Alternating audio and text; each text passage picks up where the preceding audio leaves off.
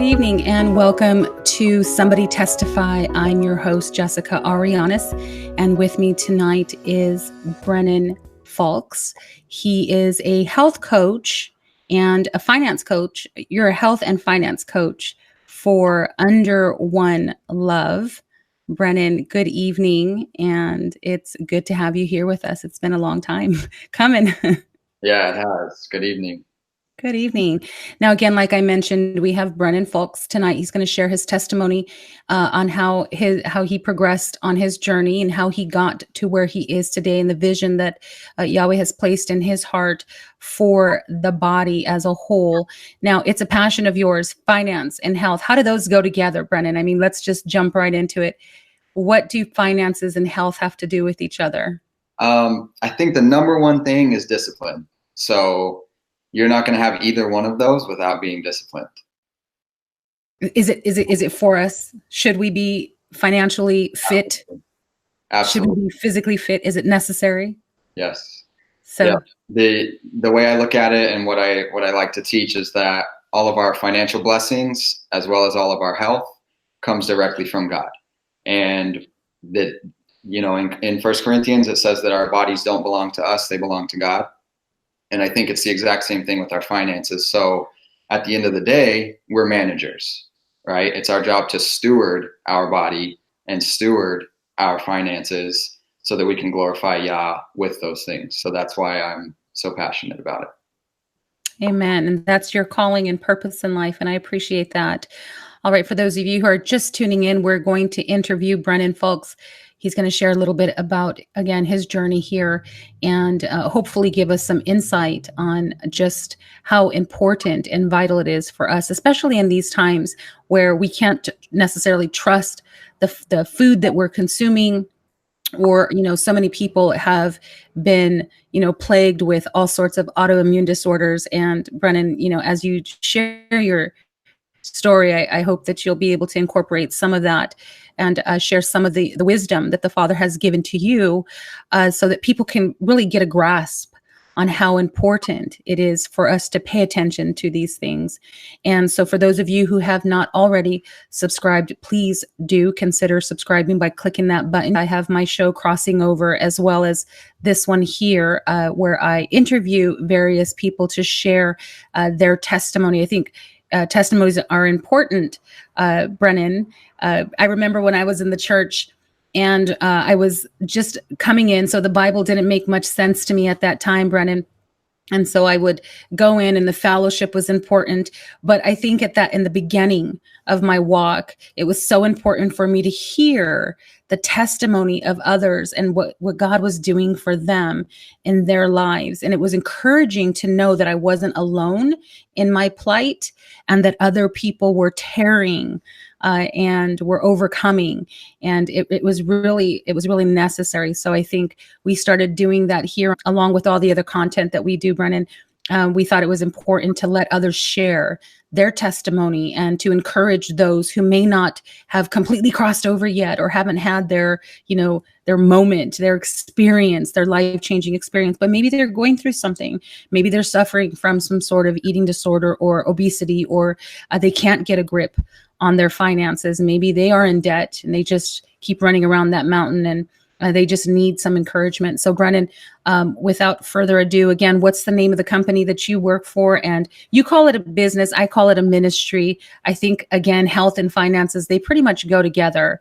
What you do for the Father, right? That's correct. The reason I call it a company and not a ministry is because I take heed to the instruction by James that says not to call yourselves teachers. Not everyone call yourselves teachers because of the stronger judgment. So the responsibility. I don't like to assume that position. I hear you. And I can appreciate that. But I looked on your website, super cool. For those of you who are interested in learning more, we'll give you his contact information in just a little bit. You also have, what is the website in case somebody wants to jot that down real quick? It's underonelove.org with the number 1. So number1love.org. Now, why Under One Love? What exactly does that mean? I was hoping you would ask. So When me and my wife founded the company several years ago, and we just started putting full-time effort into it about a year and a half ago. But when we founded it, we kind of based it off of Colossians 3, where it talks about charity covers all things, love covers all things. And so our idea is that the love of the Father is like an umbrella, right? So it shelters us from everything in this life that's raining down on us. I love it. I We're under love it. the love of the Father. I love it. It's very Bob Marleyan. Could you be loved? Yes. Right. Yes. It's good stuff, Brennan. All right. So, without further ado, so I have a few questions for you. So, you mentioned your wife. So, you are married and you have a child. How old is your baby? He's a year and a half, and I've been married for 5 years. Woo, 5 years. That's a long time, Yeah, especially in this day and age, right? yeah. I married Marriage. Say it again. I married as a youngster. You because you're so grown. You're so grown now, Brennan. All right. So again, under one love. And can I ask how it is that finances and health, and I know that you're going to be working with me pretty soon, and you're going to, it's so funny because I didn't really know too much about what it was that you did on that aspect, on the health aspect. But I kept praying, Father, I need help. I need help. I've done everything I know how to do. I just need some help. And then you kept coming around, and I thought you were all about finances, right? And then you had offered your services to create some sort of meal planner for me. And I thought, yeah, let's do that. And so there are steps to getting to that place where you can actually, and the funny thing is that I had said to Brennan, okay, Brennan, listen, can we apply the word? He said, that's what I do. I said, yes. Yeah. Because I believe that ultimately we do our part, but then the word comes in and does the internal works, Mm-hmm. right? It's what converts the heart, because no amount of effort can actually convert the heart. No amount of works, external works, can actually change or transform the heart or the mind. In my opinion, only the word of Yeshua Elohim can do that. And so why don't you start us off, whatever the Father has placed on your heart. Why don't you share with us what the Father has placed on your heart to share? Okay. I took some notes because I kind of want to just bounce around my whole life. So Yeah. I want to focus a lot on what led me into believing and finding the true faith and the true walk, being Torah observant and believing in the Messiah. And so I'll just go all the way back to the beginning and then kind of bounce around throughout that and tell some stories, and you can chime in and let me know if you relate, etc. All right, I'm here. Okay, cool. When I was young, when I was 2 years old, my parents split up. So I come from a broken home. Both of my parents remarried when I was about 3. They remarried different people. And then a few years after my mom remarried, we moved to a really small town here in Arizona. So I lived in New Mexico. That's where I was born. And then I moved to Arizona from New Mexico when I was 7 years old. For the next 12 years or so, we lived in that small Arizona town, a little bit north of Phoenix, where I live now. And we would have visitation time with my dad. So we would see my dad during school breaks, spring break, summer break, whatever. And my dad, he's a great dad, but in his own words, he's a part-time parent. So yeah, he didn't get a lot of experience raising us, and so that kind of affected us growing up, when we would go see him and things. A lot of the time when we were there, he would be working. So that played a big part in me growing up, because while he was working, me and my brother had 2 older cousins that would watch us. And I looked up to them greatly, both of them.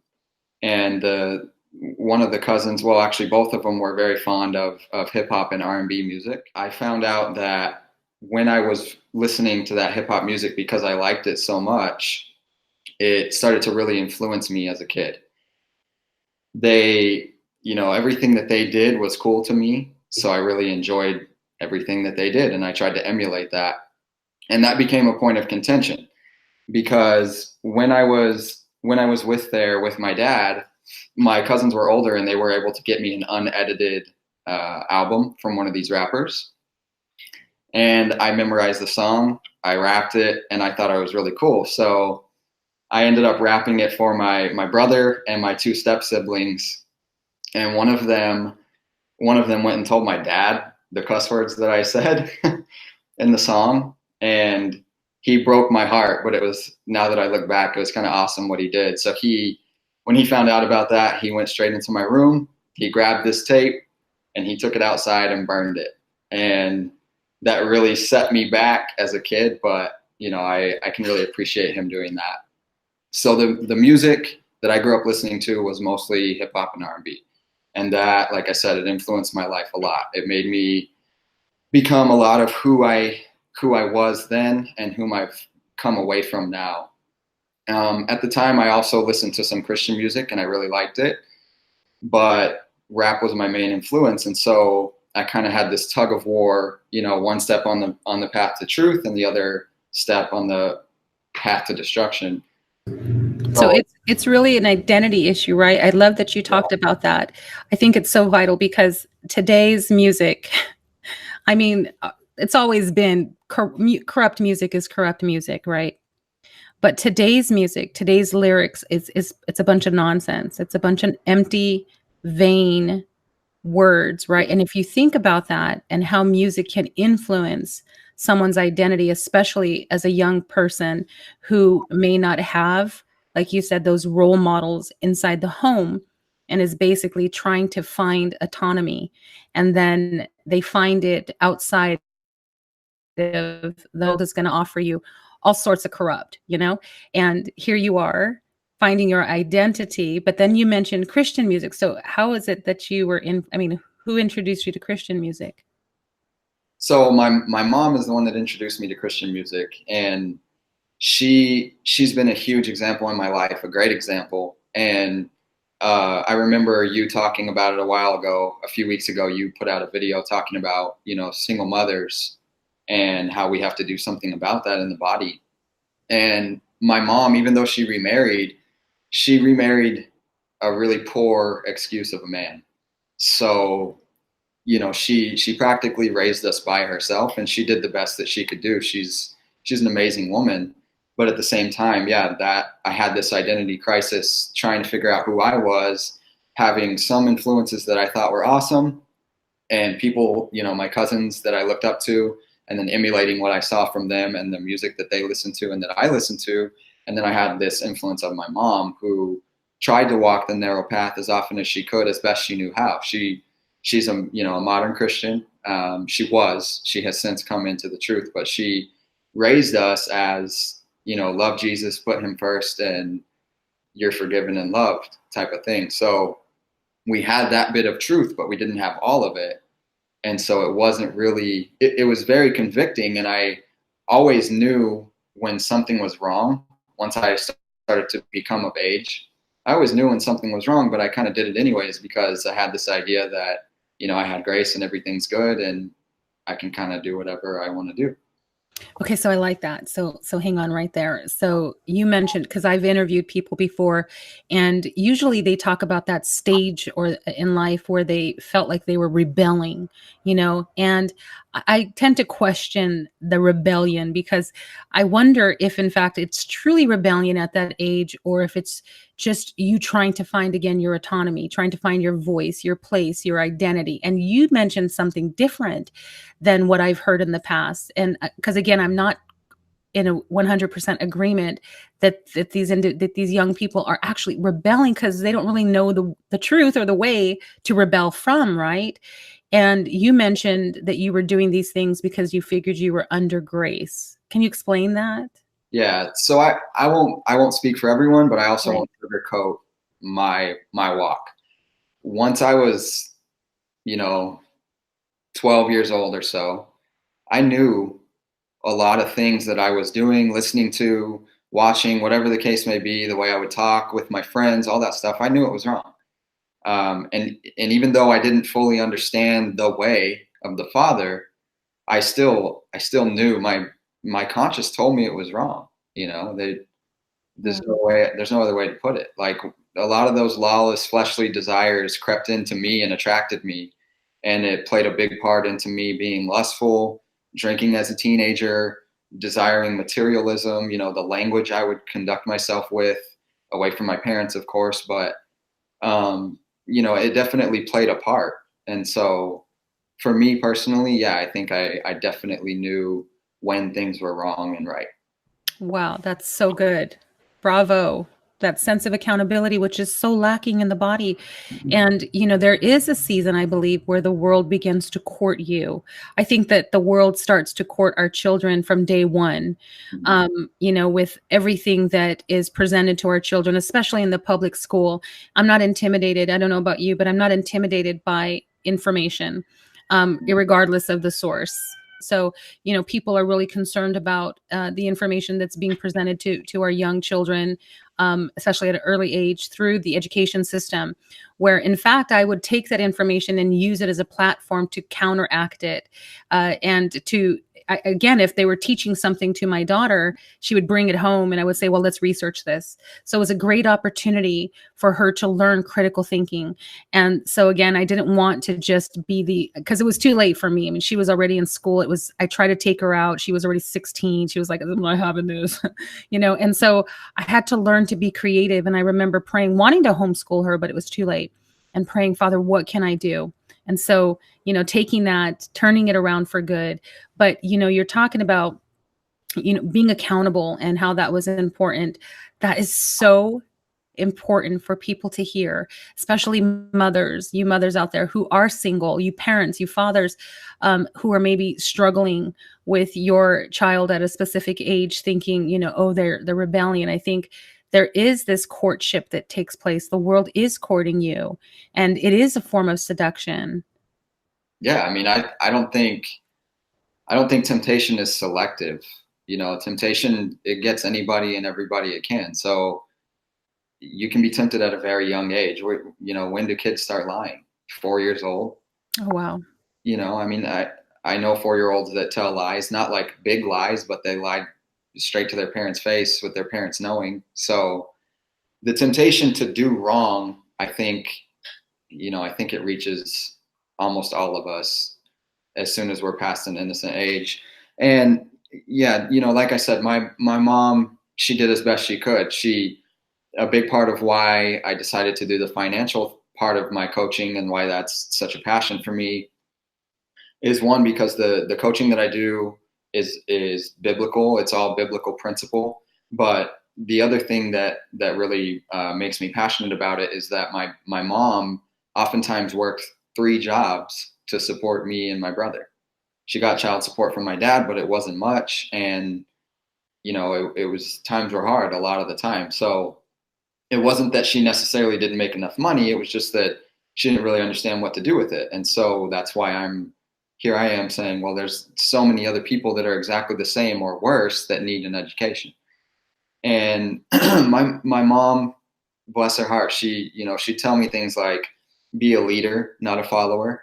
Every time we would leave the house, Jesus first. She would tell us no sex, no drugs, no alcohol. And a lot of times I would listen, other times I wouldn't.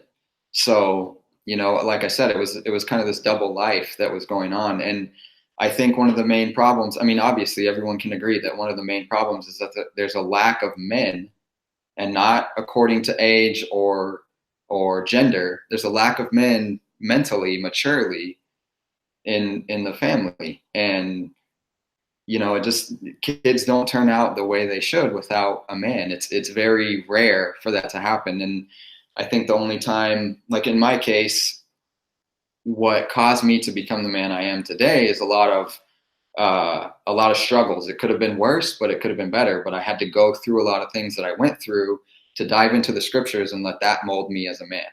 And I was joking with you on that video that you put out about the single moms. And I said, yeah, my mom was a great dad, because that's, she taught me a lot of what I know about manhood as far as responsibility and being mature and things like that. But she's not a man herself. So she can say it, she can teach it, and I can take some of that, but I never have an example in that situation. That's so good, Brennan. Because again, I hear what you're saying. How are you going to identify with a woman, right? You're identifying with sound counsel. That's great. That's great counsel, Mom. Thank you. But you can't identify with her as a man. And I think that's essential. Um, Raising two children on my own, it was important for me to understand that early on as well. And why I think even you have widows, you have divorced women, you have all sorts of women for whatever reason. Like you said, your mom remarried, but she found herself in a situation that was still lacking. And so she had to take on that role that wasn't necessarily designed for her. And it's a very difficult thing for a woman to do. You end up functioning in a very stressful environment. I think a lot of women, if I may say, Brennan, and you tell me what you think about this, but I'm a counselor also. And so a lot of women that I've counseled suffer from, stress related diseases or issues, physical issues and ailments. A lot of them are phantom symptoms, Brennan. And I'm not saying that they're not legitimate. They're not expressing themselves, legitimately. What I'm saying is a lot of it is a manifestation of the body, because the body is performing in a way that wasn't created to perform. And why it's so vital then for men to be able to step up even in the body, right? Not necessarily in the home, but to have these men step up in proper positions and take initiative, right? To be those influences, to be the examples, to be the voice of reason. Right. And the Father knows. I mean, we're told, we're commanded several times in the Torah, and then all throughout the rest of Scripture, we're told to care for the widows and orphans. And that's a huge thing that I'm not going to say the body's lacking, but I think it's something we could all get better at, is reaching out to these single women and these single women. And, because of my mom, because of watching her go through everything that she went through, my heart really goes out to women who are struggling and on their own, or kids that don't have a good father figure or male example in their life, because I've been in those shoes, and my life could have been a lot worse than it was, but it also could have been a lot better. And so it's like, I know I can relate to an extent to what a lot of people are going through, and I want to help out with that. And it's a command for us to do so. It's a righteous thing to do. Gosh, it's so refreshing to hear, young man, that the Father has placed this upon your heart, and that this has become a vital passion of both you and your wife, because you're both one, right? So I'm sure that you encourage each other in this way. Now, you were telling me that your wife is a flight instructor, which is super cool, and you don't hear that. Like, what do your wife do? She Yeah. flies airplanes. That's super cool. Yeah. But yeah, go ahead. She's been flying since she was 17, and that's another part of my passion for finances. Is she had a massive student loan, and so we paid off a significant amount of debt in 3 years. And so that's another reason why I can walk people through this. Like, I can get you out of that situation. You know what I mean? It's all, every step that we take with our finances is biblical. So Dave Ramsey says it best, and I quote him. He says, if you read through Proverbs, you'll have a degree in personal finance. Whoa. It really is I that love simple. that. There's so many financial principles in Proverbs that will set you free financially. So, And what's interesting, before you get into that, and we'll let you get back to your story here, but it's interesting because even the world knows, and I don't know to what level or degree they have revelation, but they have at least a carnal knowledge of the principle of sowing and reaping, right? And Yahweh says he won't be mocked, that which a man sows, he shall also reap. Well, for me, I remember taking that information and thinking, oh, well, then I'm going to sow into your word and I'm going to reap you. You're going to be my treasure. But for most, I mean, even look at Oprah Winfrey. Look at, what's the guy that did who created Windows, right? What's his name? Well, whatever his name is, his name. The first $1 million that he received, what did he do? He reinvested it. He didn't even spend a penny of it. He put it right back. He gave it away. He gave $1 million away. His first earned $1 million. Oprah Winfrey, constantly giving away, right? So we'll talk a little bit more about your perspective on finances. But again, we'll go back to where you were. Here you are, a young man.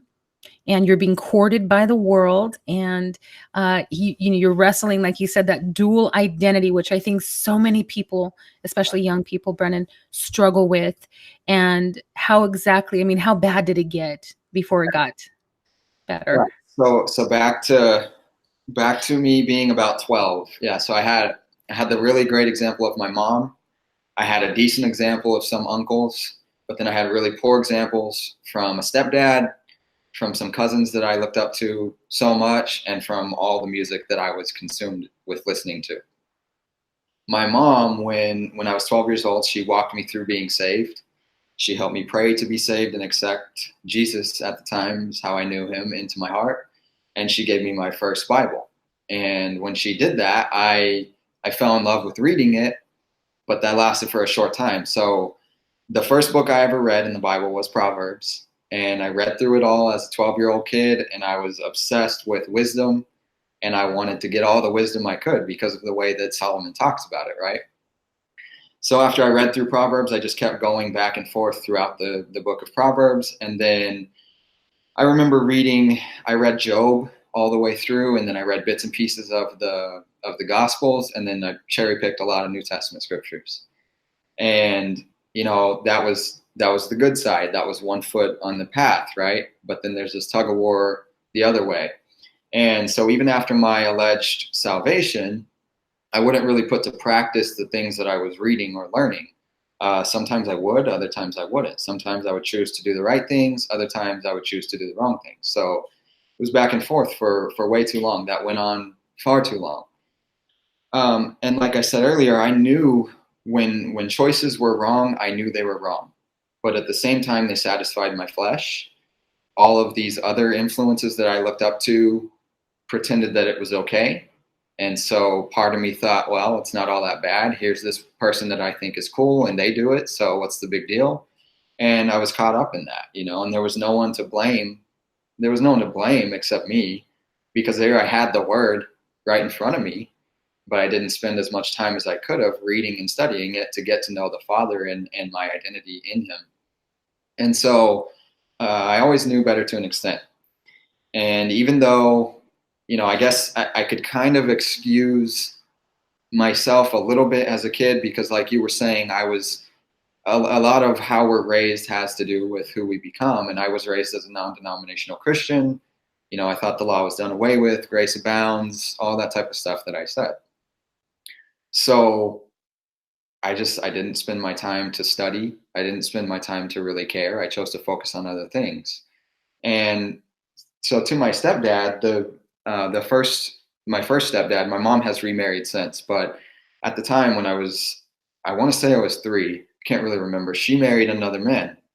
And in the beginning, everything seemed fine. He was a great guy. So it seemed. We moved here to Arizona, and things started getting worse. I don't know what it was. I think it had a lot to do with finance, but here I am, a young kid. I'm not asking questions. I don't know what's going on behind their closed door. All I know is that things aren't good. And like I had mentioned earlier, he was a really poor excuse of a man. So he was abused as a child, physically, mentally. He went through his stepdads, all that stuff. His brother was really hard on him, and he had a tough life, which is terrible, but it's no excuse. And he always would say things like, because of all of that he went through, that's why he was the type of person that he was. And he would put us through a lot of mental abuse, a lot of emotional abuse, and sometimes physical abuse. Never physical abuse to me. Well, kind of. He would get out of control, spanking me sometimes, but he would sometimes physically abuse my mom. And so that was really difficult to watch, being a scared little kid who wants to defend my mom because she's my queen. But at the same time, it's like, what do I do against this big man, And so he taught me some really great things. I'm not going to say everything was bad. He taught me work ethic. He taught me to work really hard, which has gone a long way. He taught me to take responsibility, to be responsible. But then at the same time, he taught me exactly how not to be. And so I'm really thankful that I went through all of that I went through. But if it could have gone a different way, I would have rather had that happen, because I don't know, it's different. I'm thankful because you learn better when times are tough like that. When you have all those experiences at a young age, you grow up quick. You learn a lot of qualities. Like I said, I learned exactly who not to be, and so even though it wasn't all bad, it also wasn't all good. And I learned who not to be. Him and my mom would get in a lot of fights. Him and my brother would get in a lot of fights. I have an older brother, and so he felt the need to protect a lot, and he would try to defend my mom, and it would just end up bad. It seemed like screaming matches every other week or a few times a month. So as the youngest in the family, I stayed silent a lot, and I got really good at that. I got really good at biting my tongue, and my mom and my brother always thought that I was just not expressing myself and bottling everything up. But I was just like, well, I don't really have anything to say. Anything I have to say is just going to get me into the same fights that you guys are getting into, and I don't want to go through that. So yeah, he was very unstable. I remember one time we were told to clean our rooms, and I cleaned up my room well, I thought, but he came in inspecting my room like a drill sergeant, like checking under the bed and all this type of stuff. And he found a candy wrapper under my bed that I didn't pick up, and I got spanked pretty bad for that. And so, I deserved a lot of spankings I got. I'm not going to say I didn't, but at the same time, some of them were just ridiculous and overstepping the bounds of abuse, in my opinion.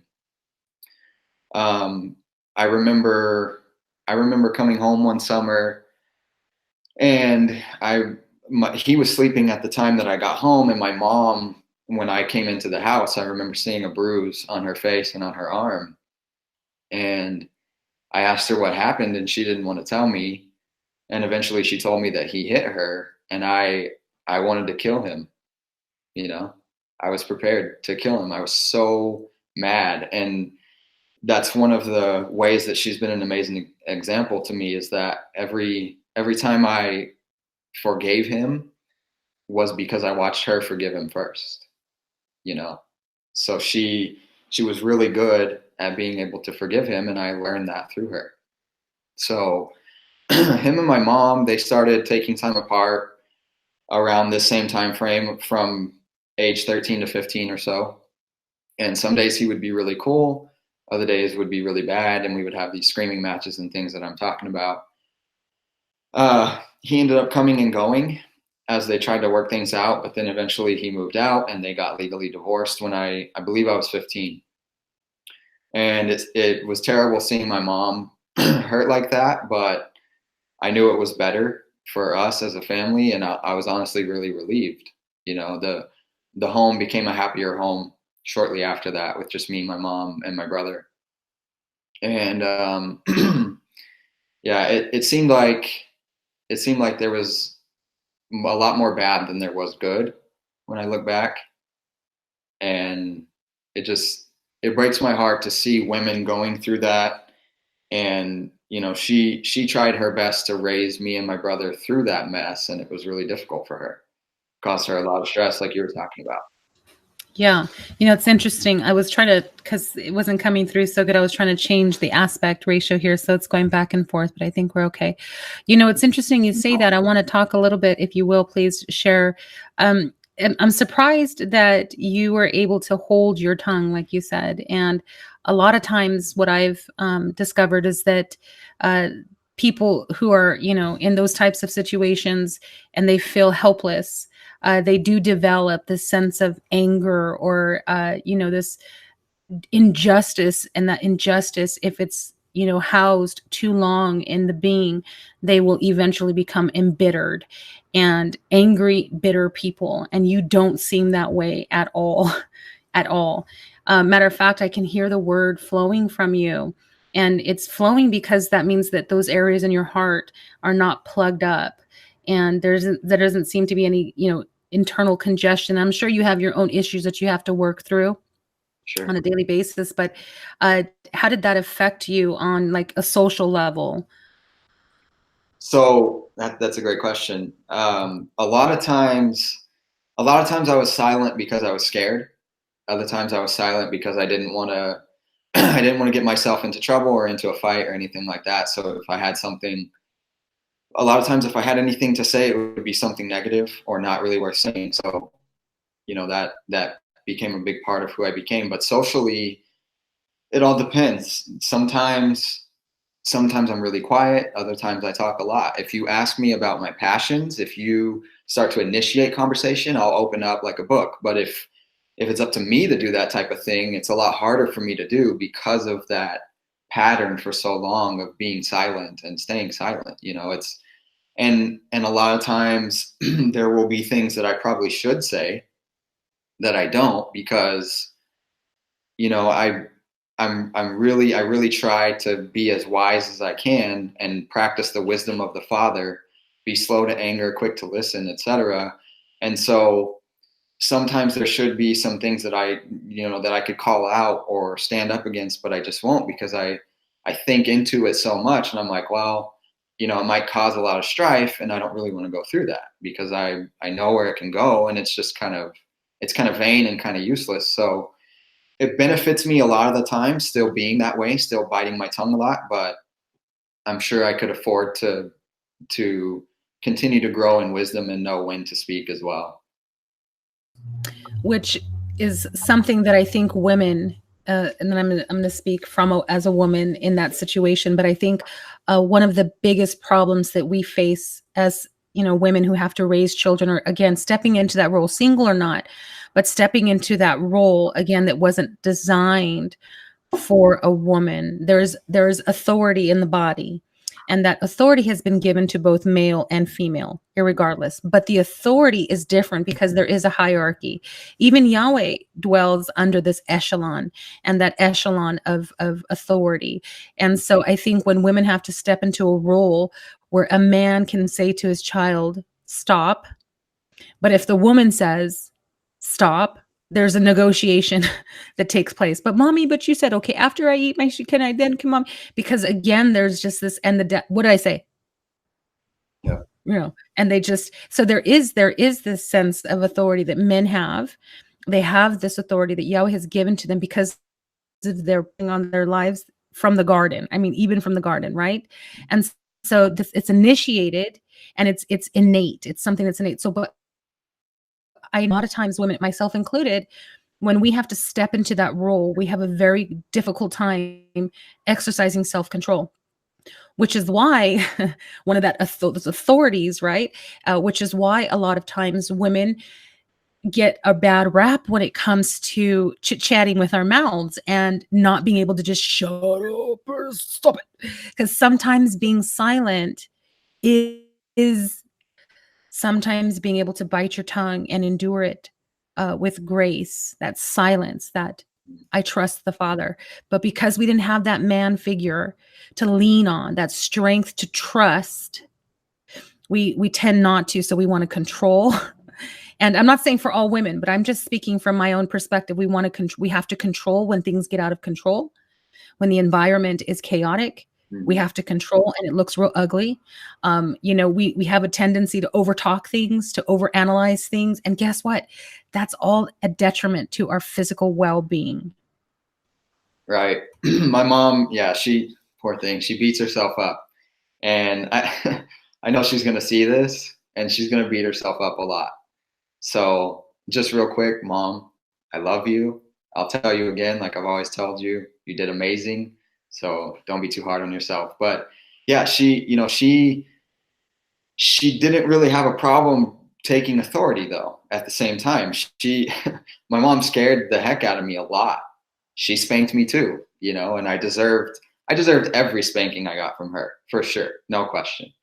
And she was good at terrifying me. And once I got into the point of being a teenager, she could kind of just use her voice and bark at me like a dad would, and a lot of times it would work. That wasn't the case for my brother, and he'll probably watch this too, and he knows that's true. A lot of times she couldn't just say something to him and him stop, but for me that was often the case. So she was good at scaring me, anyways. But to get back to the story, when from my perspective, when you're a young kid and you're going through that type of stuff, the way I dealt with it, like I said, like what helped me not bottling it up and turning into this angry, bitter person that you're talking about, I credit a lot of that to getting good at forgetting stuff.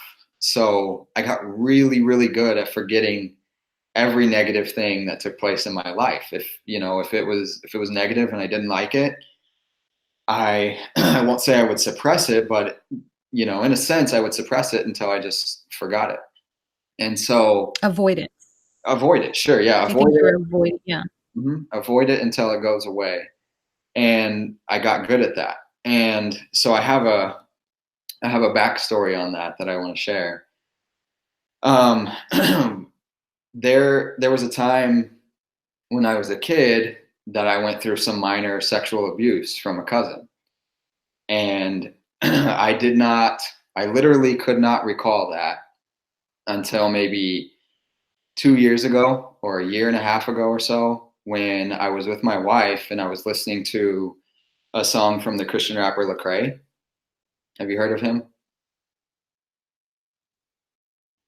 No? No. Okay. But I will now after this. Yeah, look him up. He has his battles too. He's gotten his share of fame, and so it's affected him to an extent, and I don't really know where he is, but also he's got some really great music that started to mold me later in my life as a teenager, because I really liked rap, and then I came into him as a rapper, and that helped lead me to some biblical truth. But anyways, he's got a song. Here in a minute, if you don't mind, I'll read 2 of the verses from the song so you can understand it a little bit. So I was listening to this song and he starts sharing his story about how that happened to him from a babysitter. And I just started crying. I couldn't help myself. I started crying, and I've never told anyone that happened to me until I told my wife when we heard that song together, and she was, wondering what was going on.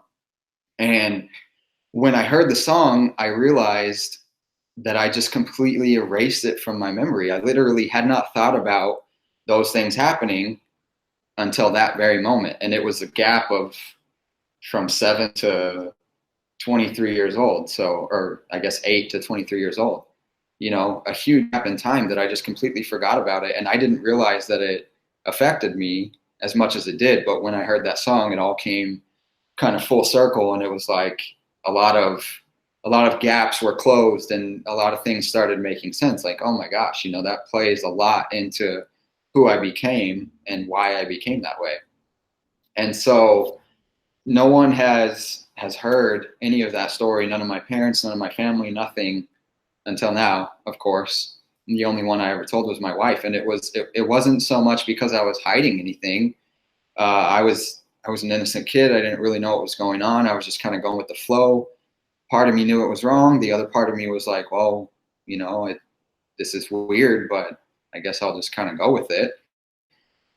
So I don't know. I never recollected that again until that moment.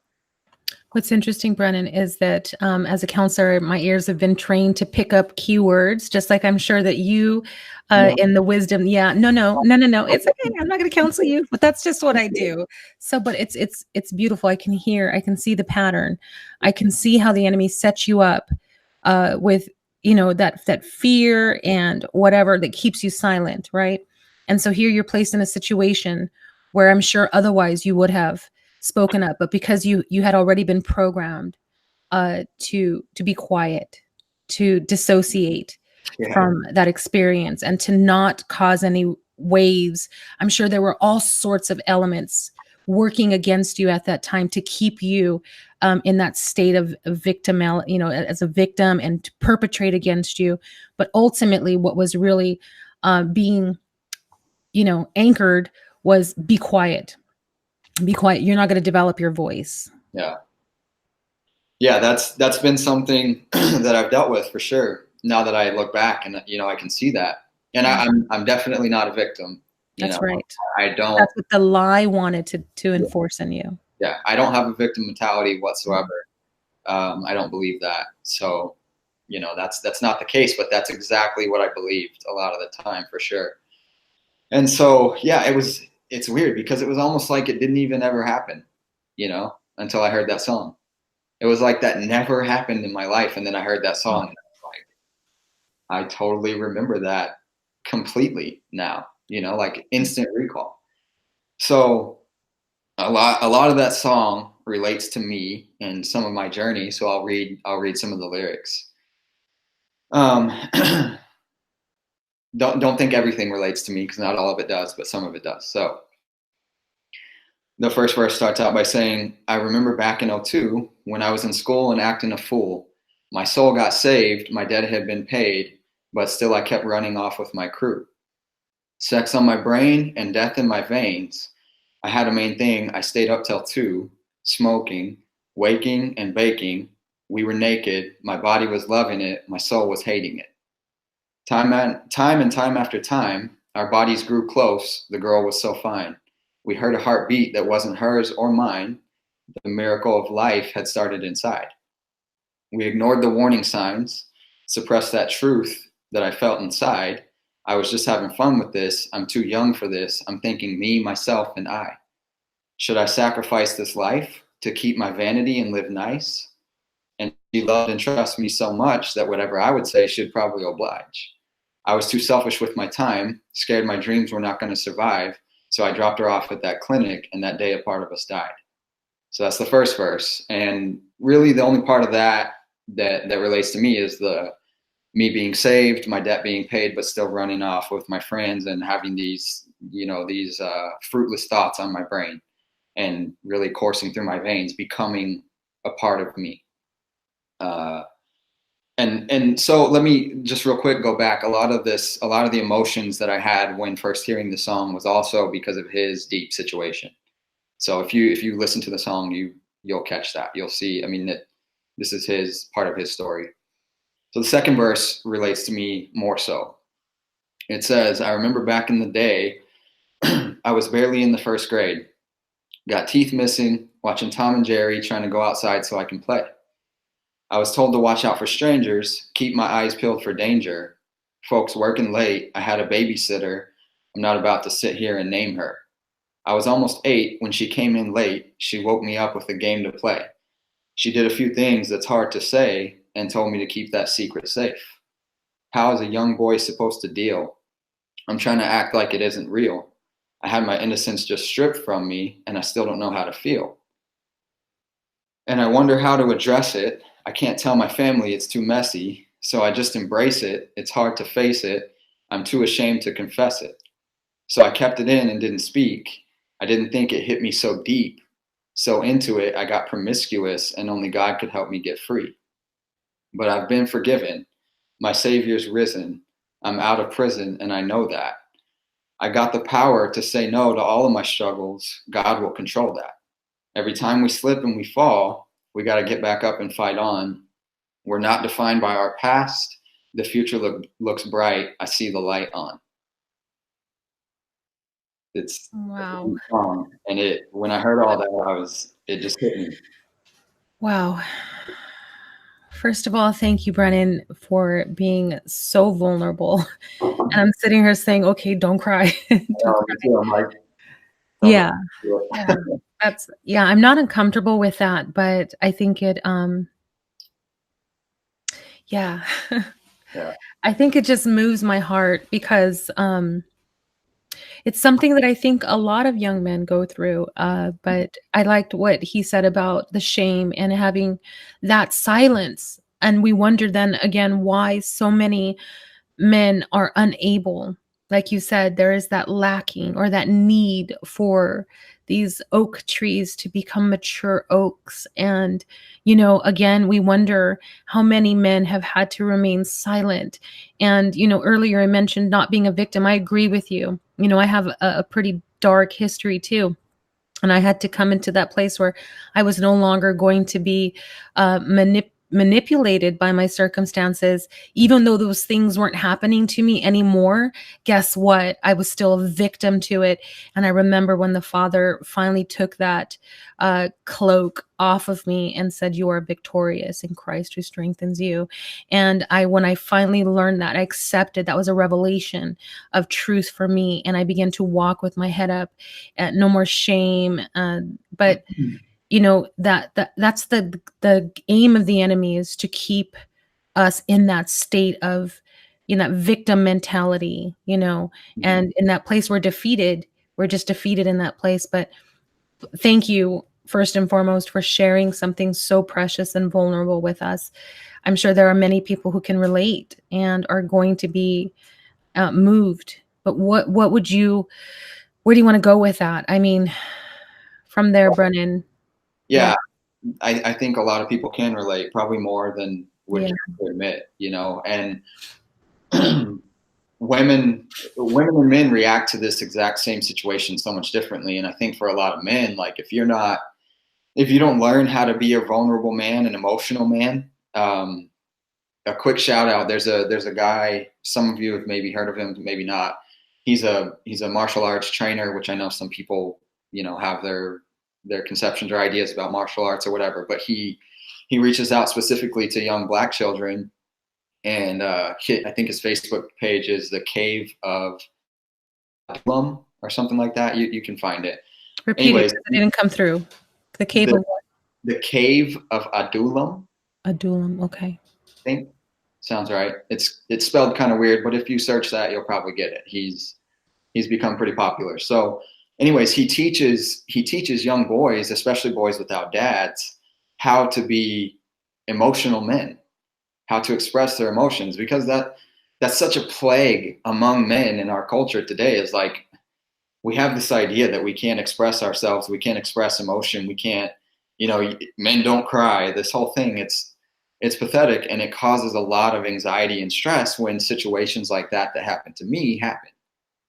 And, that was a big part of me as well, like always trying to fight those types of emotions and things because I had not the greatest examples of men. My stepdad was that exact way. It's, don't be a sissy. It's not okay to cry. Don't cry about anything. Suck it up type of mentality. And, part of that is good. Don't be a sissy. Don't be soft. Like, that's okay. Be strong, be a man, be courageous. But all of those things come from the Father. They're not, you don't just have that in you. You need to depend on the Father for your strength, your courage, all those types of things. So, it's also okay to express emotion when things are difficult or when you're going through a tough time. And when you don't express those emotions, it really comes back to affect you later in your life. And I've realized that the more things have been revealed to me, like this thing that happened to me, for example. I never took the time to cry about that or vent about that or anything until, like I said, that big gap of years. So a lot of what relates to me from the song is the stuff about, not seeing how it hit me so deep and going and being promiscuous. That was a big part of my life, was, how would you say, promiscuity.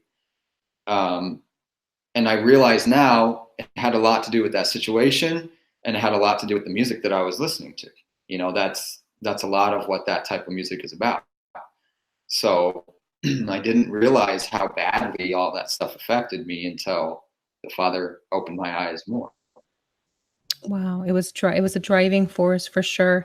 And it's interesting that you talked about how that was it became so suppressed, and that you actually dissociated from the experience, but only cognitively, right? Because your inner core being, which is really, I mean, this is a side note, but MK, any sort of psyops or psychology, really banks on that concept or that idea that we can dissociate from our experience, especially trauma-based, and that the inner core, the core identity, will do all that it can to preserve its identity. Go for it. And so, we find ourselves in a position where, again, hormones are being released at such an early age. And I think that's probably the most detrimental aspect of sexual, violations or sexual abuse, is that a young person at that particular age has not developed, all of the regions in their brain are not completely developed, and therefore their hormones are not functioning appropriately. And so when they're entertained in that fashion, there's information that's surging through the body that they don't necessarily know how to manage or process. And it's interesting. Brennan went to get some water, so he's on a quick break. But it's interesting that he talks about not being able to process that. But you notice something 15 years later. There you are. All right. So 15 years later, I was talking about how at an early age, Brennan, your all the regions of your brain are not fully developed, and therefore a lot of the hormones that are necessary, that are needed to process that type of experience, are also left wanting. And so when you're introduced to that type of sensation, what happens is that you don't know how to process that information. You're not fully equipped to do something. It's just pure pleasure. So of course, then the world has a true hook in you, because they can draw you now by that need for pleasure. It's just pleasure based, 100% driven, pleasure driven. And so you're seeking pleasure to try to stimulate that, or to try to, it's like smoking a cigarette, and it's just that urge that is rushing through your blood and your veins. And so it really does affect somebody on a physiological, anatomical level, biological level. And here you're talking about thinking that you were suppressing it, but yet 15 years later, all it took was a song, which I believe the Father did, because he's like, you can't hide that from me. You can hide it from yourself. You can hide it from your mama, but you can't hide it from me. And I'm going to heal you. And he triggered you. He knew exactly how to get to that hidden corridor in your heart where you dissociated, you lost a little bit of your identity, your voice, and it was hidden, a compartment. And he brought it to the surface, to the light, right? And tell me how it is that you experienced healing as a result of, having that exposed. So let's get back into my story, because there's been more experiences on top Sure, of that please. that led to that.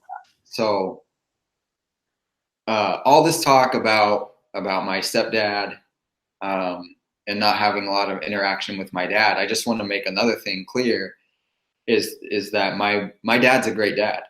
He's an awesome man. I look up to him greatly. He's been a great example to me in many ways. But in his case, he wasn't all that present.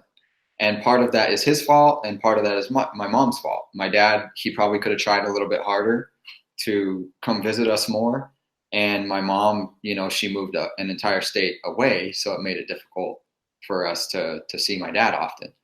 So I just want to make that clear real quick, because I don't want to say that, I don't want it to sound like I had no examples of good men in my life. I did. It's just that I had more examples of bad men in my life than I did good. So, naturally, that's what came out of me more, to an extent. So, in all of that chaos mixed with goodness, I was still on the same track. I had one foot going the right way sometimes, one foot going the other way. And this music, music has been a big part of my life ever since. And I started waking up to more truths, or I guess the Father started waking me up to more truths as I started getting a little bit older. So I remember when I was, I guess 15, I started investigating the truth of 9/11. And I woke up to all that stuff. I researched it thoroughly. I realized that it was, this major hoax, and the government pulled a fast one, and just, all of this dirt came up and was revealed to me. And so that was a big part of me waking up and no longer being blind and numb. So I started to take a stand when I learned about all that stuff with 9/11, among my peers, among my family. A lot of my family didn't take it very well. A lot of them are patriotic, and they couldn't believe that the government would do such a thing. But I was like, well, if I know something's true, I want to say something about it. And also, so I started listening to better hip hop, if you will. I started listening to a hip hop artist called Chameleonaire. I'm sure you and probably no. Okay, well, a lot of people have probably heard of him, the mainstream version of him. But there's a side to him that not a lot of people know, where he has a lot of songs about motivation and success, and he exposes some things, government and stuff like that. He even has a couple of Christian songs, if you will, where he talks about some issues in his life. And so I started listening to him and grew to like him a lot, and that started to play some into my situation. And that was all at the beginning of my individuality. So that all started happening when I was becoming a teenager.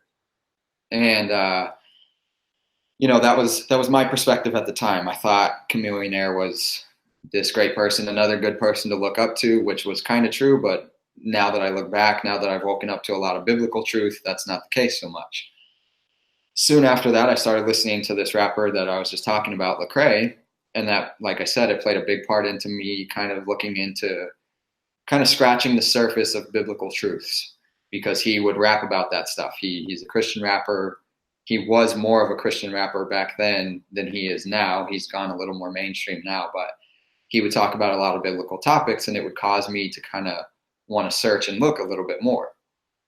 Still having this tug of war between the truth and the world.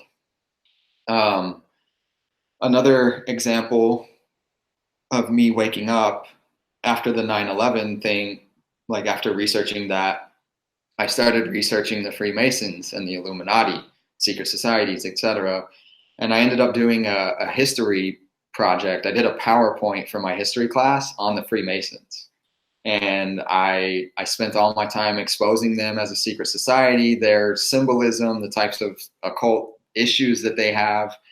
I went to a small school, so I got away with that because, I don't think that would have flown in a bigger school, but nonetheless, a lot of my peers actually took that pretty well.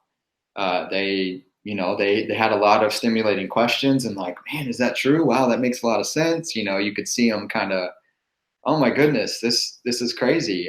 We see their symbolism all over the place and stuff like that. So that's another example of me kind of waking up. And then my research, it took me pretty far to find a lot of hidden truths about history and the government. But the problem was I never put that same effort into the scriptures.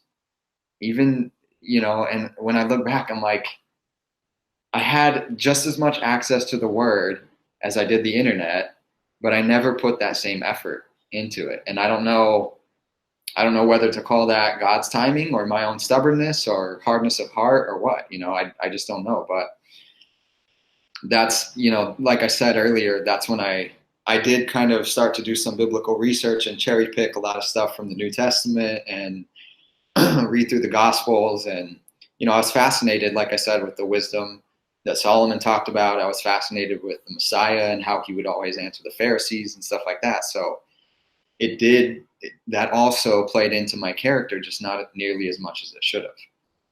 So I got a lot of experience early on as a kid. I got my first job when I was 13. Like I said, I had a good background of work ethic from a lot of my family and also from my stepdad.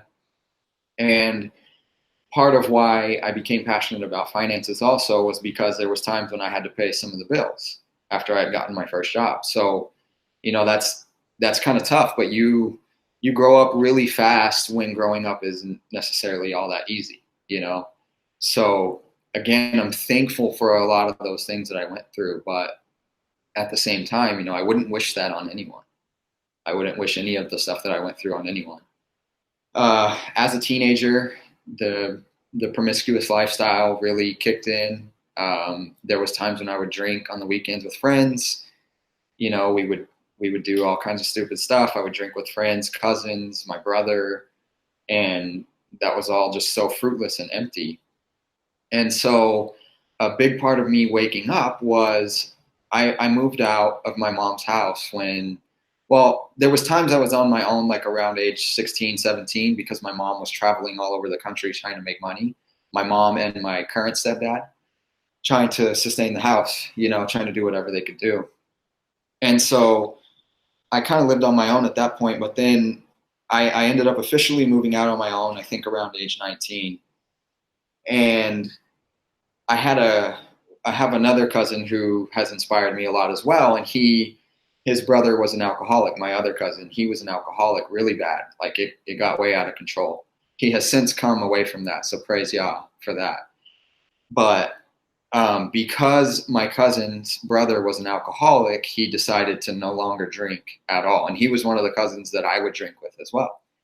He decided to completely give it up. And so I followed suit. I was like, you know what, that's brilliant, and I don't need any of it. I realized how empty it was, and I was like, all right, I can do that. I'm done. I've always been a dedicated individual, and so I was like, no problem, let's go. So he and I journeyed on that together. Occasionally, I will have a glass of wine, like at Passover, Sukkot, something like that. But it's extremely rare, and I don't drink any hard alcohol like I did then as a teenager. So when I was living on my own, one of my goals, I was skinny in high school, and so one of my goals was to gain weight. So I started lifting a lot of heavy weights, and I started eating a lot more of the same kind of poor diet that I had my entire life. My mom always cooked, right? But at the same time, she didn't really know what to cook. So we would have like a lot of pork chops, which is terrible. We would have just stuff like that. We always had a bunch of snacks around the house. And so it ended up catching up to me. And so that's been another part of me waking up and coming out of all this deception. We went to my brother's wedding in Oklahoma when I was, I guess, 19, 20 years old, right before I met my wife. And before we went to the wedding, I had gotten very sick. My stomach was the most pain I've ever felt. And so I consulted with my mom, and we prayed together. She prayed for me, and she ended up telling me to seek a natural doctor. And so I went and did that. And it turns out that I had gallstones. So I had my gallbladder was shutting down, and it was a tremendous pain. For anyone who doesn't know, if you Google gallstones, they oftentimes compare it to birth for a woman. You have something on that as well? Oh no, I've experienced the pain, and I've had my gallbladder removed. I didn't know any better at the time. I was like 19. Yeah. So Okay. go ahead. Yeah. Sure. Yeah. So Painful. it's terrible.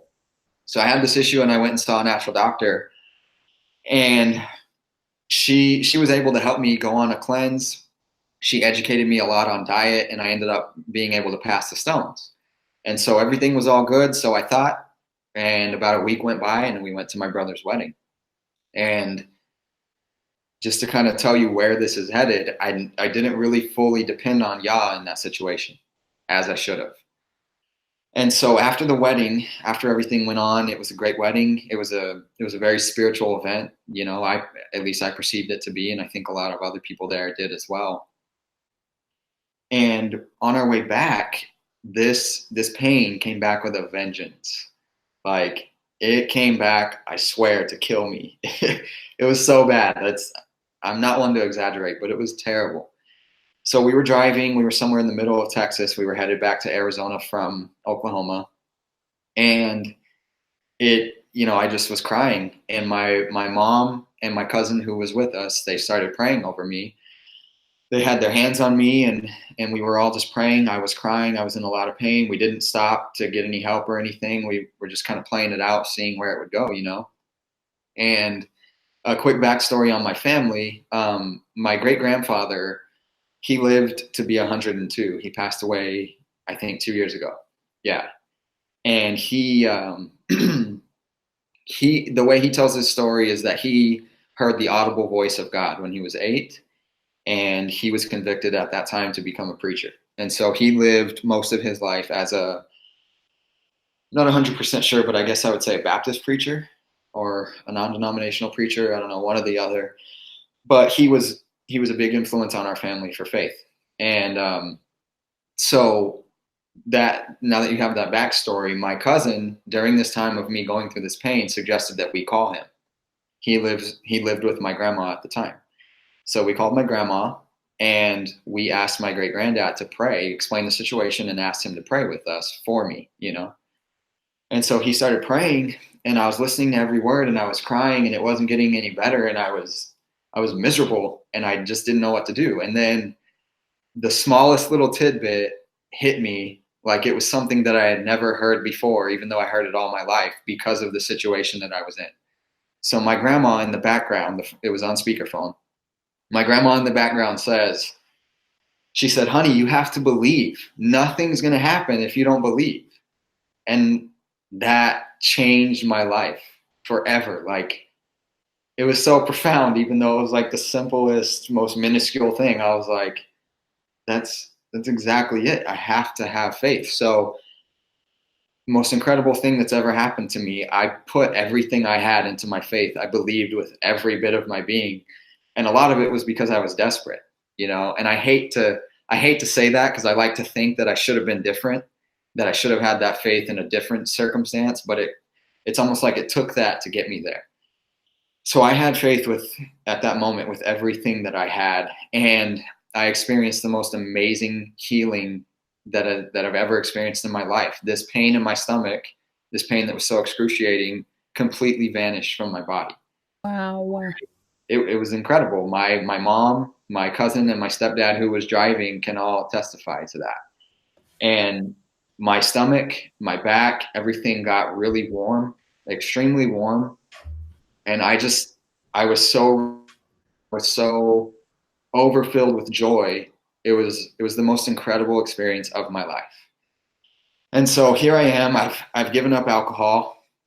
My health has changed for the better because of what I've just gone through. I've learned a lot more about nutritional education, at least a little bit. And then I've had this amazing healing experience. So I I kind of got tossed around by the Father. The few weeks leading up or going beyond that, I started to have a lot of visual attacks and dreams that were attacks. I was having a lot of night terrors and what do they call it? Sleep paralysis. And every single one of them was a demonic attack. And the only thing that would get me out of that was trying to say Jesus over and over and over. I would try to say it and not be able to say it until finally, after 10, 15 times trying to say Jesus, I would wake up from this vision or this dream or whatever.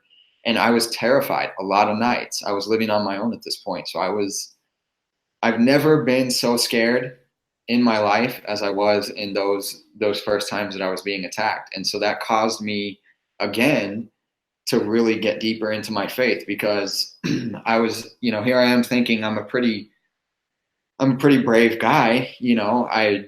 I think that I'm brave anyways, but then here's these things that are terrifying me in my sleep, and just saying the name of Jesus would cause these things to vanish. And so I really was able to recognize the Father's power.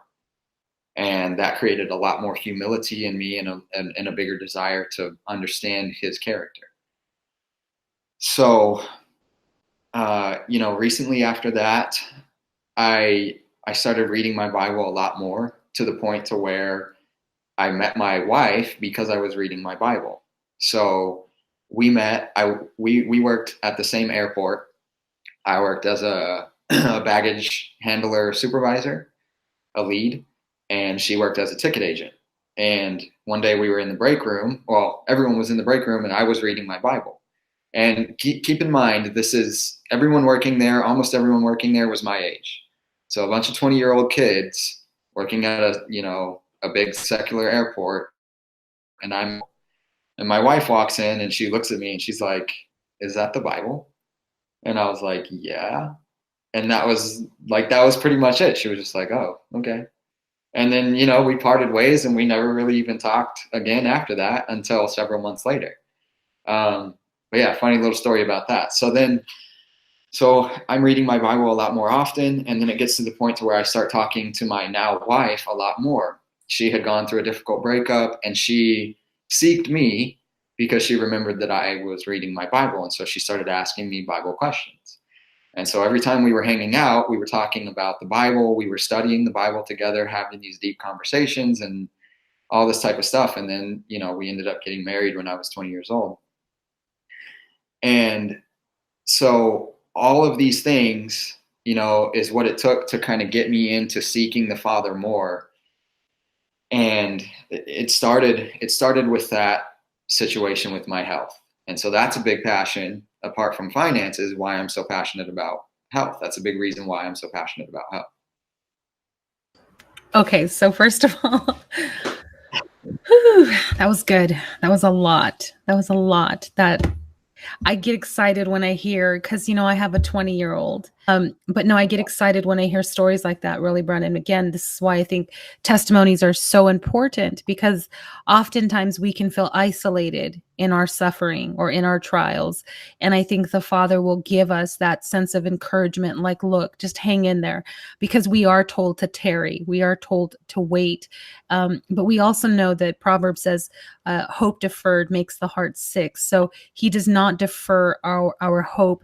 But I think that oftentimes we want, like you said, we want relief. We become so desperate, and we just simply want relief. We don't recognize that the heart is very intricate, and that sometimes, remember, even Yahusha, when they tried to overtake him, he says, "What are you doing? It's not my time."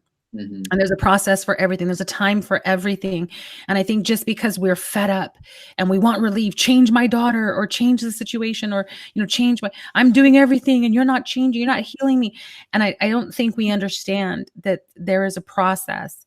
And if he undoes one little thread, it might undo the whole tapestry. So he needs to be very careful undoing one thing at a time in order to get us to a place where we can actually be comfortable dealing with the process. I say this all the time, Brennan. Deliverance is easy, because deliverance is just encountering the truth. The lie is exposed. The light, turn the light on. You just turn the switch on, right? That's deliverance. But the healing, for me at least, is the difficult part, because now you have to walk it out. You have to learn to exercise that freedom that he just gave to you by choosing not to return to your vomit, but to continue to work out what you know to be true. So it's encouraging to hear how your wife, because I love that you said, I was in my word and she was drawn to me. And I have a 20-year-old who doesn't fully understand that, because again, she's being courted by the world too. And she doesn't understand that tarry, because the world says, you're hungry, get a hamburger, pull over and get some food. I can cook. Brennan, I can cook. I'm a foodie. I'm a crazy foodie cook. I can cook. And everything that she has ever craved, not only can I make it, I can make it. I'm sure I can make it better. And she'll come home and she'll say, I'm hungry. What do you want to eat? I'm like, what are you craving? She'll say, pho. I want some pho. Or I want some noodles or something. And I'll say, okay, I'll make it for you. She's like, ugh. It's going to take forever. Yeah. I said, wait, what's the difference? We're going to go in a restaurant. It's going to take like 20, 30 minutes for them to make it. Oh, you're going to take like an hour. No, it takes me like 15 minutes. I'll make it. But I tell her, what is it? What is the big? So again, it's that appetite, right? It's that pulling. But then we hear a really cool story like yours. You're saying, look, your appetite's changing. You're in the word. And this woman is drawn to you, and you develop your relationship. So I'm going to mute myself so you don't have to hear all that. So that was, yeah, sure, go ahead. Yeah, that was how we met. And so how did I find the truth that I found now? I'll kind of walk through that. So in our marriage, we, here I am seeking the truth a lot more. I'm like my health, which, just to go back on that real quick, I've always been fascinated with exercise. So I started working out diligently at age 15. I worked out every single day. Are you familiar with P90X at all? I did P90X for 4 years in a row. So, I was really fascinated with doing that. And so, hold on one second. Talk about something. I have a brief interruption. Sure, no worries. So yeah, I was going back to quickly just how my daughter, again, being 20 and not being able to tarry, because again, our children, believe it or not, the world has conditioned them to, be impulsive. I want what I want and I want it now. And it's all about sating that desire, that demand. And a lot of it really is the appetite of the flesh, the longings of the heart. And, for those of you, those parents out there who maybe came in, to the way when your children were already a little older, I think it's probably more difficult because your children have already been predisposed to the things of this world. And so it's not accustomed to wait for that which is good. And so, yeah, thank you, Brennan. But I just really appreciated that story. So you were talking about health and how it played a huge role in your walk, and you did the P90. So what's the P90 exactly? It's P90X. It's a Oh, set of P90X. DVDs. Okay. Yeah, it's a set of exercise DVDs, and it's extremely intense. Yeah, I Oh, did like that a for boot camp thing. yeah, Ooh. it's intense. And so I was really fascinated with that. And then, like I said, I started trying to gain weight later. So I started lifting heavier weights and eating a lot more food, and that all caught up to me. But still, I've worked out a minimum of 4 days a week ever since then. And so, walking through that with my wife has also been a struggle because she grew up in a Hispanic household where their diet was, it wasn't all that great. A lot of tortillas, a lot of pork as well, just like me, the whole 9 yards. So that's been something that we've grown in together as well, is this whole health aspect. But getting into Torah observance and finding the true Messiah, Yeshua, we started going to church when we first had gotten married, and we joined a Bible study within the church, and everything was going fine. We made some good friends. That ended up kind of falling apart because people moved away and things like that. And shortly after that, I got a new job. And I was working with this guy who I became friends with quickly, and we had a really good, in-depth biblical type conversation. So we decided to start our own little Bible study, him and his wife, and me and my wife. And really all we would do was watch like sermons on YouTube and then get together and discuss them, which, there were some talking points, but it was really blank, really bland. So I ended up having a phone conversation with one of my cousins, and I expressed to him that I feel like there's just so much more I have to do in my walk. Like I feel like there's a huge piece missing. I feel like I know that I'm not saved by works, but I feel like I have to be doing works because, there's like this emptiness. I don't know what it is, but it's really strange. So fast forward, I end up taking a new job with my father-in-law. I managed his trucking company, and I was the only one in the office the whole time. All his other employees were only truck drivers. So I would dispatch his truck drivers as well as manage his company. And so I spent a lot of time on playing YouTube in the background. And a separate cousin had called me one day, and he's a more conspiratorial cousin who I've always talked about that stuff with, after finding out about 9/11 and all that stuff. So he started telling me about flat earth, about the government, about Rob Skiba and all this type of stuff. So he said, watch this series on YouTube from Rob Skiba. It's called The Genesis Awakening. Have you heard of that series on YouTube? Okay. So he just recorded his, one of his conferences. So I watched that 4-part series, and I'm like blown away by what I'm hearing. I'm like, how have I never heard any of these things about the Bible? I never spent hardly any time in the Old Testament except Proverbs. And here Rob is exposing every bit of Genesis. Whether he's 100% accurate about every single thing or not, he's exposing a ton of things. And I'm like, my eyes are wide open to all this stuff. And so I started searching his YouTube channel, and I found his playlist, Virtual House Church. And I started watching his Virtual House Church videos. I started with Genesis 1, Bereshit. I started watching all those videos, which is essentially just an audio version of the scriptures, the Torah portions and the matching scriptures, and then him kind of talking through it and having some people call into his radio show. And I watched the first 10 videos countless times, like just replayed them over and over and over and over while being at work. And after watching them so many times, I brought it to our little Bible study group, and I was like, hey guys, I found this thing. I found this Bible study where they're actually studying the Bible. It's not just a sermon. And like, I'm really blown away by everything that I'm hearing. So I feel like we should go through this Torah cycle. So we weren't on track with the current Torah cycle at the time. We just started right there in Genesis. And so we went through the whole Torah with that group. And once I started watching all the virtual house videos, immediately I was talking to my wife. And so we were seeking the true Sabbath. I had never eaten pork since I got sick. I tried chocolate covered bacon one time, which now sounds disgusting, but then it sounded good, so I tried it. But after getting sick, other than that, I never ate any pork. But I would still eat seafood. And my wife, we would go get sushi and stuff like that, unclean seafood. And my wife would also still eat pork sometimes, like when she would go to her family's house and stuff.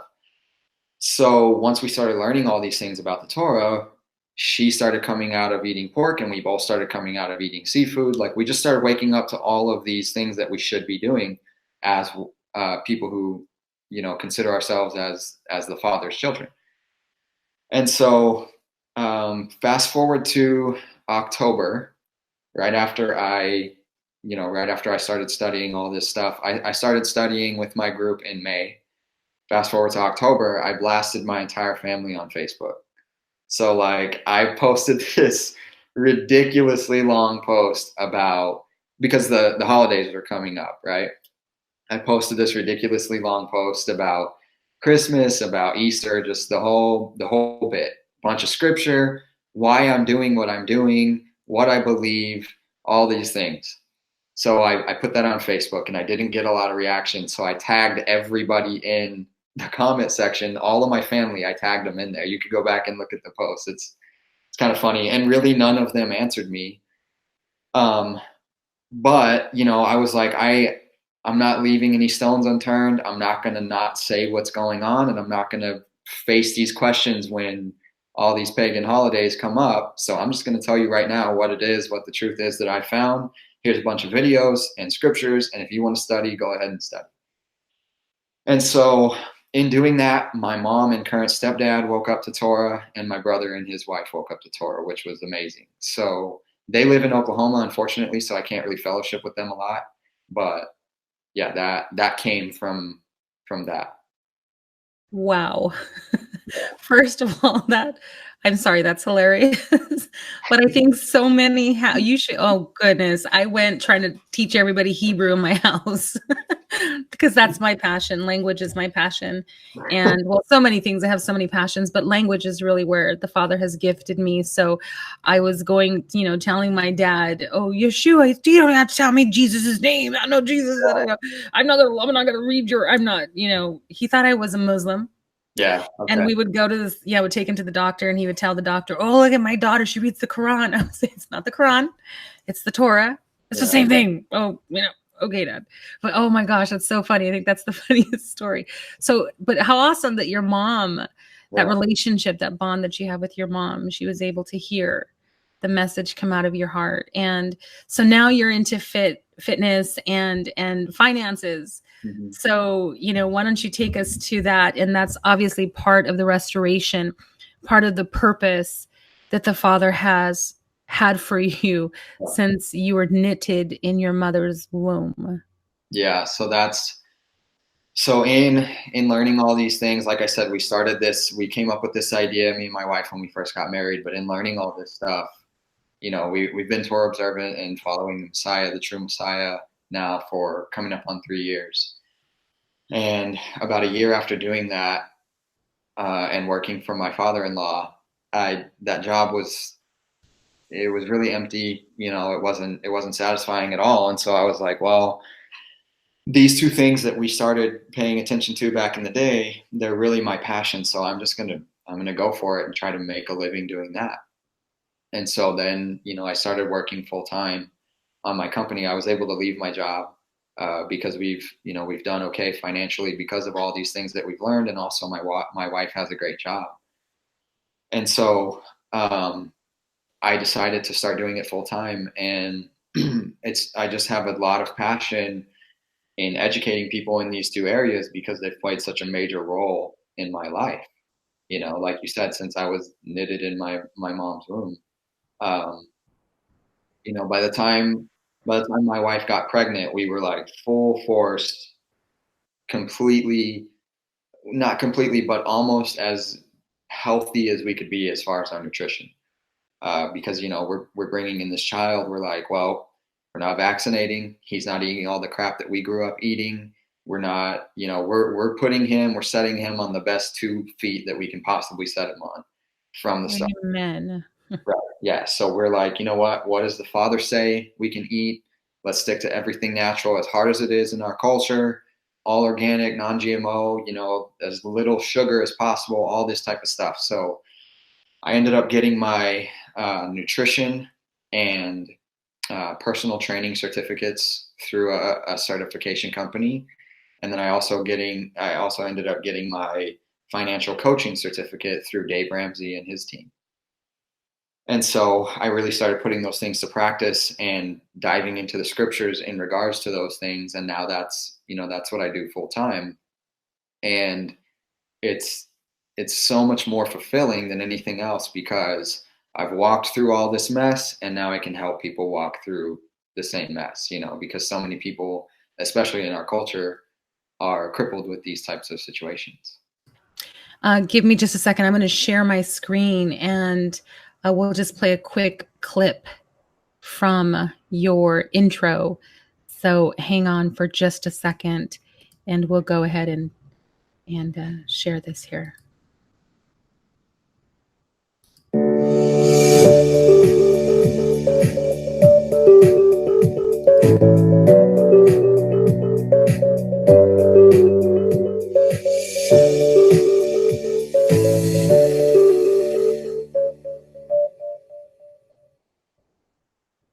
All right, that was quick. But that is an introduction to your company. And so again, Under One Love, for those of you who are interested. And what exactly, so I was reading your bio online, and it's super cool. I love what you guys represent. And I think I lost it because I went to your YouTube page, but why don't you tell us? Here it is. I actually found it here. But some good stuff here. The ultimate calling. I like that.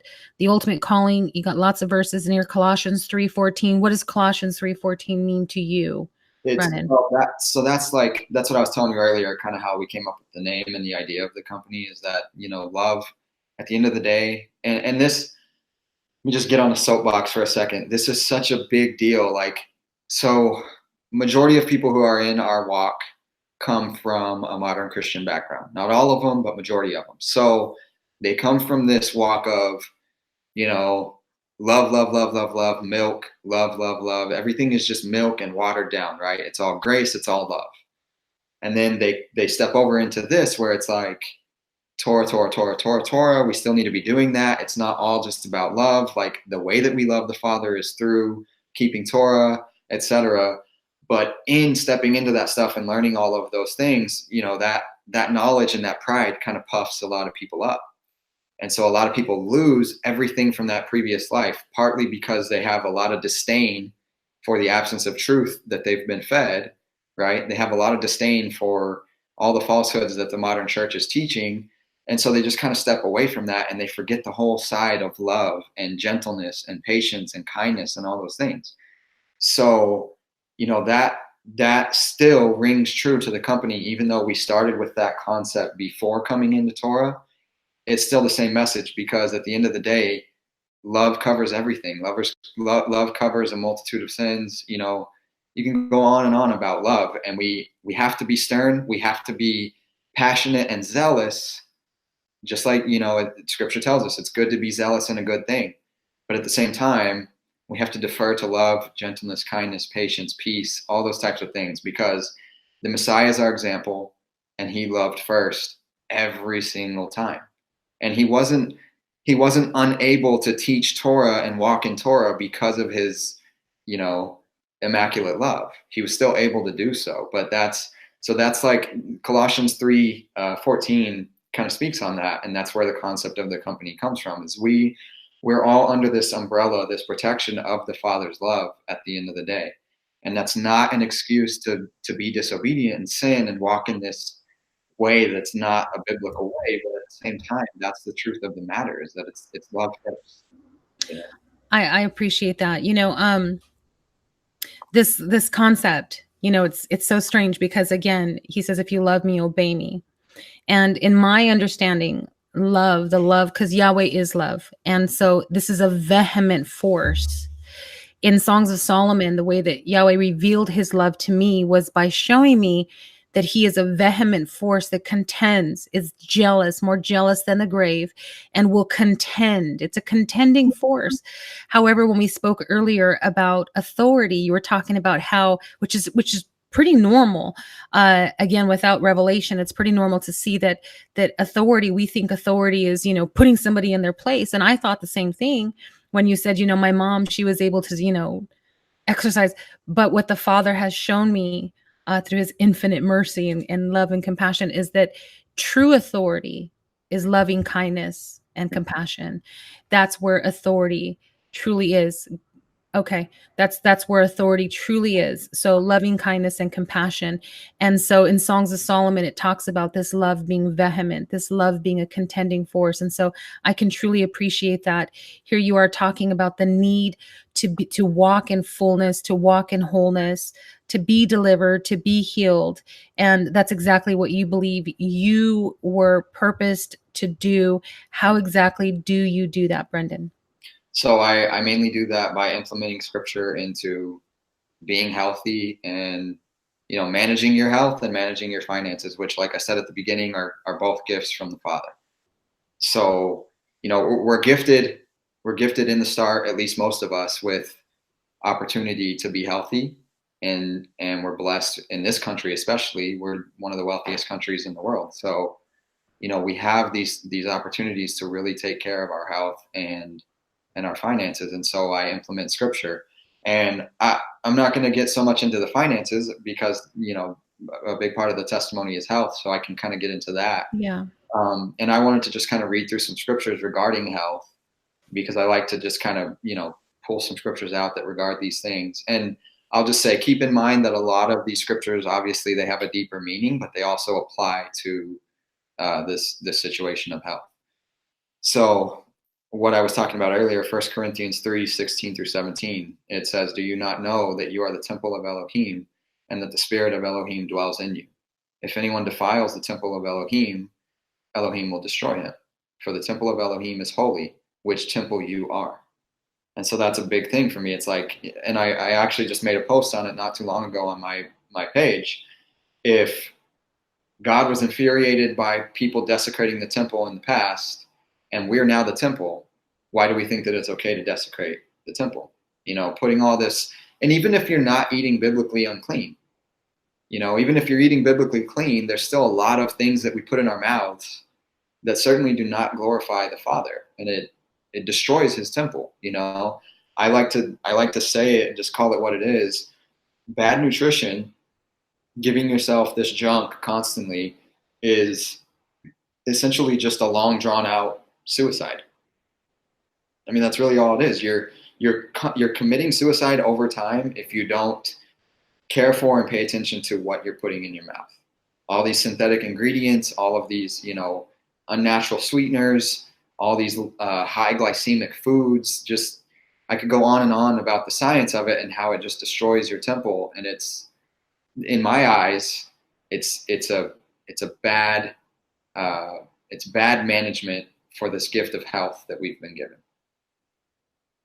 So Poor management, right? Because we're not equipped.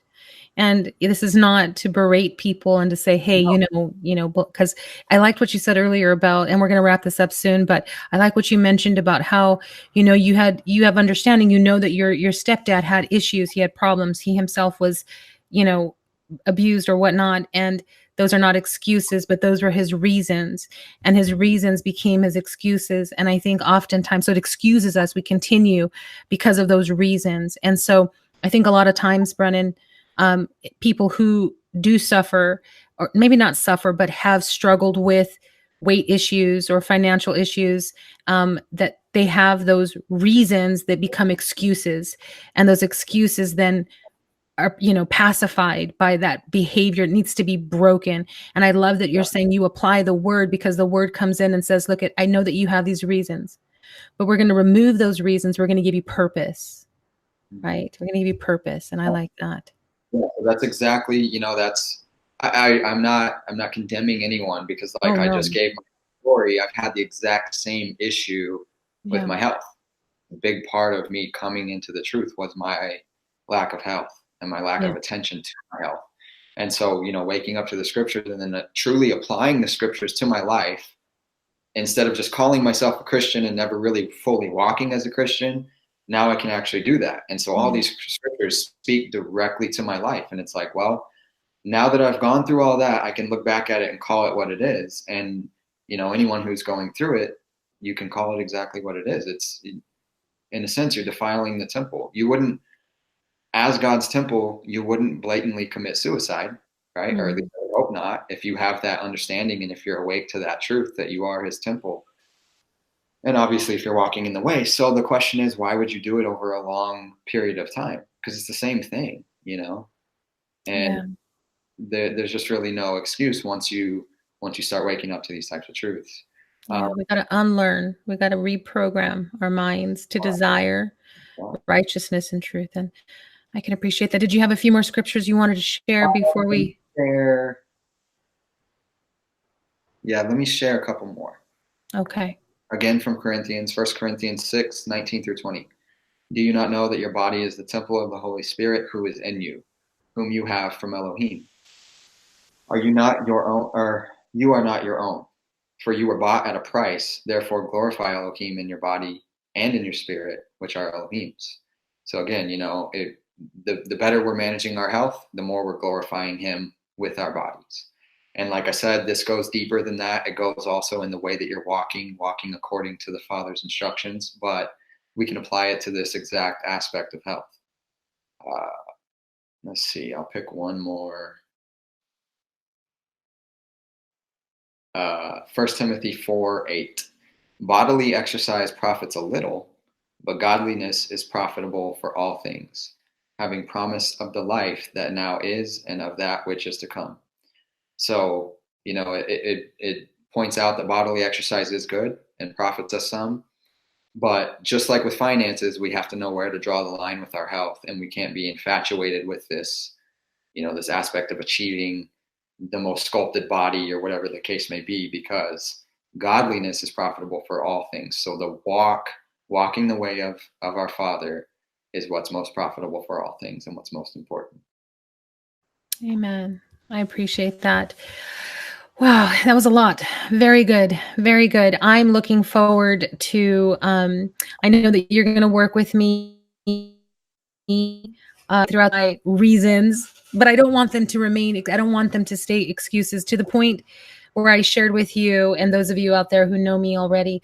I returned, I'm an older person and I returned I went back to school. I have a degree already, went back to school so that I can learn, because the Father, unctioned me to do so, guys. And I went back to school and I'm learning dietetics and nutrition. And so, yeah, I'm almost done. I just finished my anatomy course. I'm moving on to physiology and chemistry. And it's fascinating. It's fascinating. And I'm learning to respect this temple that for so many years, guys, was violated. I had been violated so often that I did not understand that even my skin was a boundary. So, let alone my mouth and what I put into my body.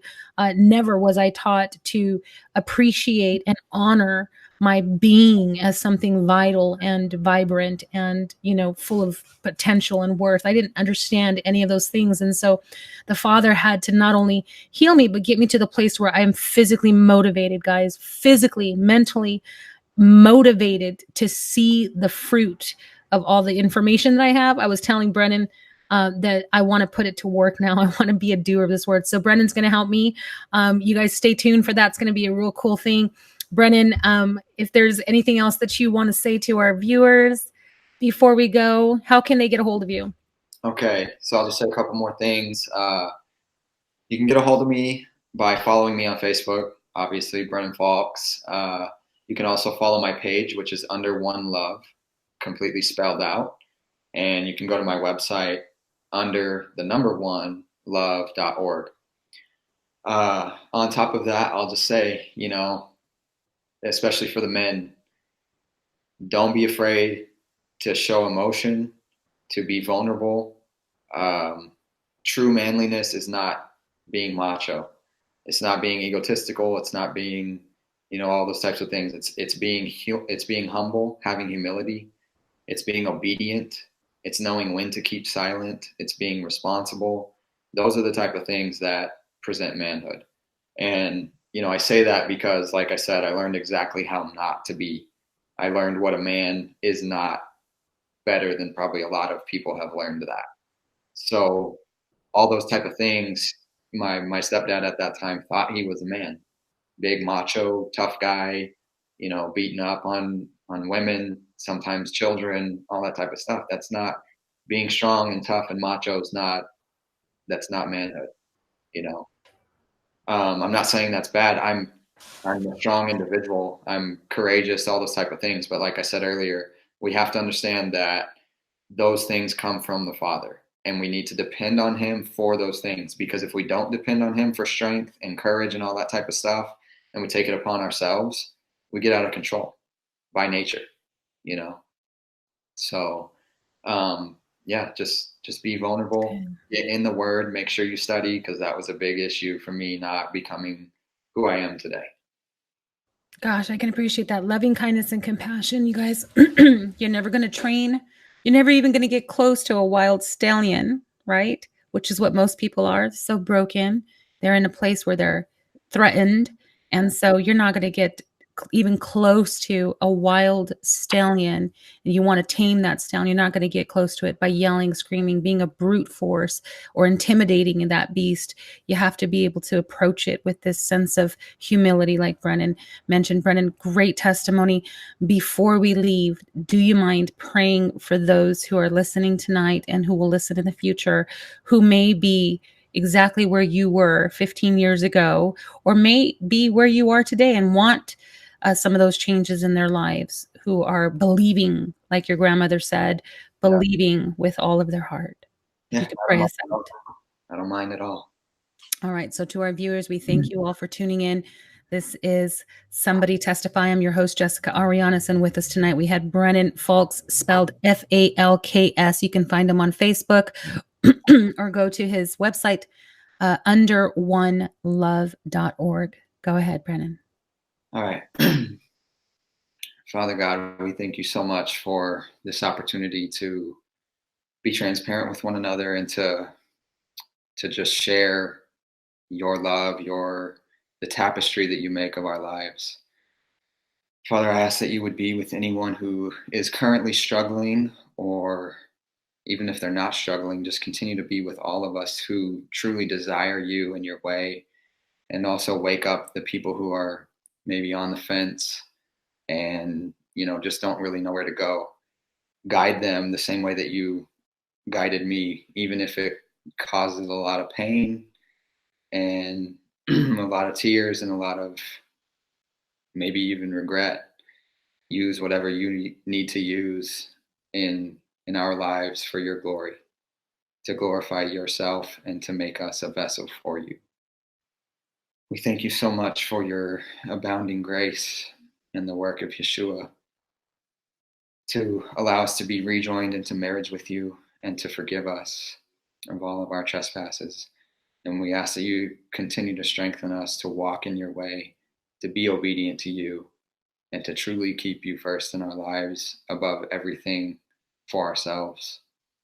We praise you, Father, in Yeshua's name. Amen. Amen. Well, thank you, and to your family for allowing you to come on. I know it's sort of late for you, but again, I appreciate you sharing. You need to reach the masses, and so I'm so glad for what the Father is doing in your life and the favor that He's extended upon you. Blessings to you, Brennan, to your mommy, to your family, your baby girl, your baby boy, and to your wife. And I just thank you for joining me tonight. And to all of you out there listening, we just appreciate you as well and your constant support. We bid you farewell and shalom.